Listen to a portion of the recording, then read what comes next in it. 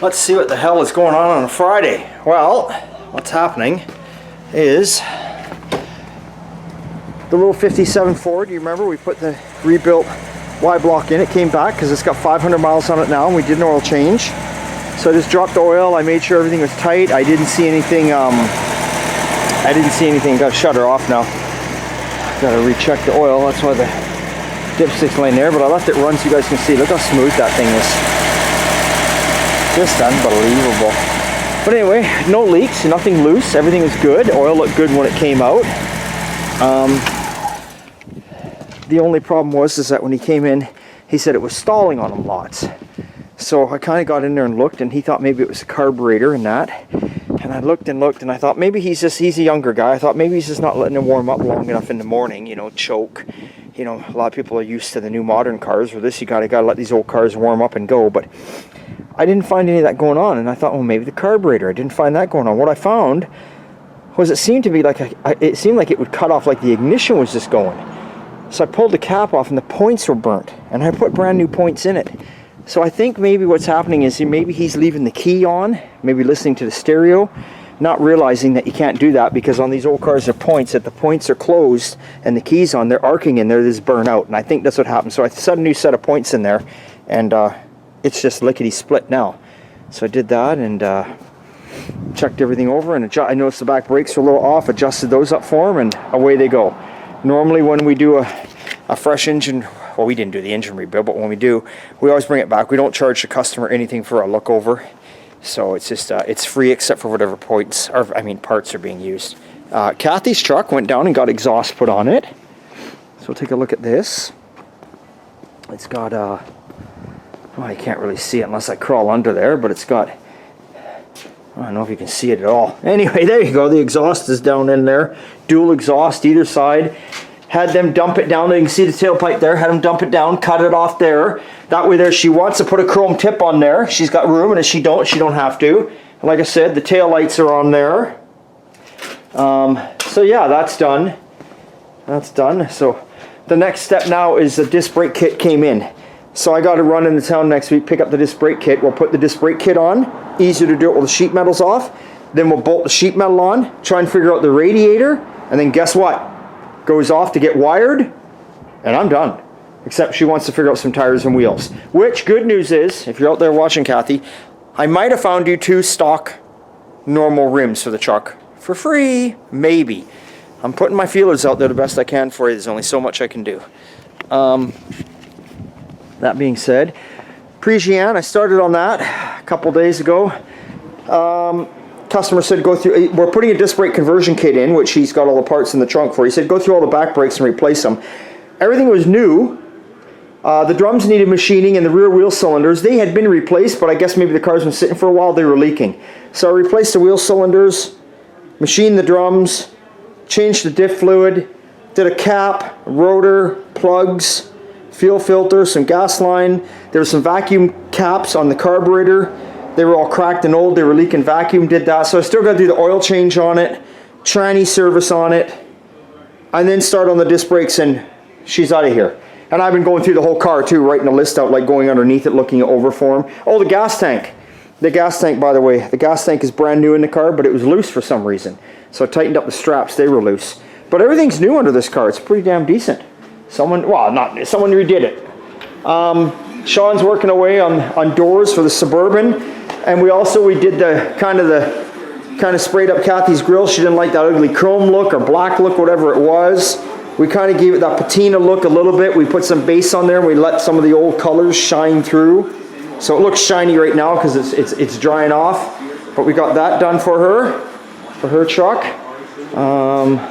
Let's see what else is going on here. Let's lock this down. Okay, that's good. Let's see what else is happening. Let's close this. You guys are in lockup stage with me. But I'm not going in yet. I don't know, it's Friday 4:30. I still got a good hour to go here. Usually I don't work Fridays this late, but this one I am. We've had a few issues with this frame, parts fitting, wrong parts, so it kind of took us longer than we thought, but steering box is in, sway bars are in, you know, all the good shit's on. Brake lines are ran. So basically run the fuel lines, finish off a couple brake lines, put the rear shocks in it, and that's it. Get this son of a bitch bolted on the frame so I can get this thing off the hoist. I need the hoist. Mike's been working away on this one too.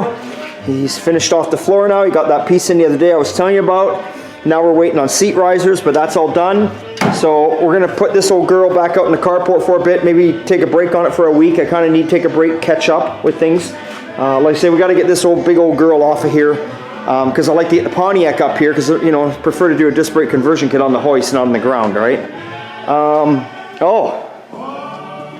And our latest and greatest venture that we got going on is, I don't know if you guys saw this. There's a couple things here you didn't see. So we got a Grand National. Apparently it's a dated, like not dated, it's code correct, whatever, moon roof, what, you know, the whole 9 yards. The guy's doing everything, so we're taking the body off the frame. We're gonna weld some new floor pans in it. The floor pans are gone. He brought us those. Then we're gonna clean it all up underneath, texture spray it, take the frame all apart, get the frame all blasted, get the frame painted. He's going to take it home, put all new suspension on. While he's doing that, we'll be painting the firewall up, really nice shiny black. Then he's going to bring the frame back to us of all the new suspension, and then we're going to bolt the body back down on it. Then he's going to take it home and do some more, as much as he can. And we don't mind that. We don't mind that at all. Everybody's trying to save money these days. We don't mind it. The only thing we mind is when people say, how about I start doing the body work and you guys go over it. You're really not saving yourself any time, because half the time you guys that do your own body work, you just ain't very good at it. So anyway, that's the truth. Okay, what's next here? Next here we've got a 70, I believe it's a 78 Chevy pickup. What do you think?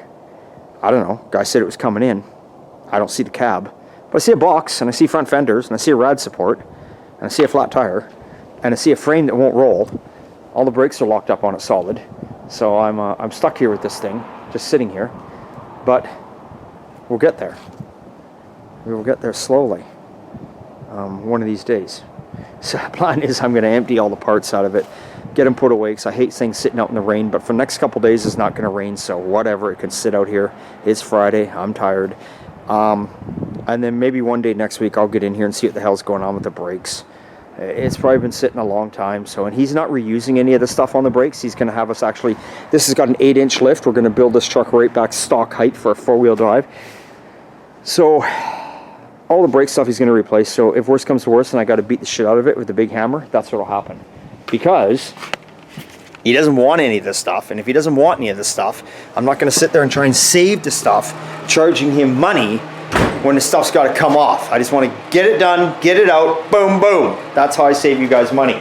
Now, if you tell me you wanted to save the stuff, I'll take the time. I'll charge you the hourly rate to save the stuff. But if you're like, just turf it in the garbage, fuck that. Hammer and the torch come out.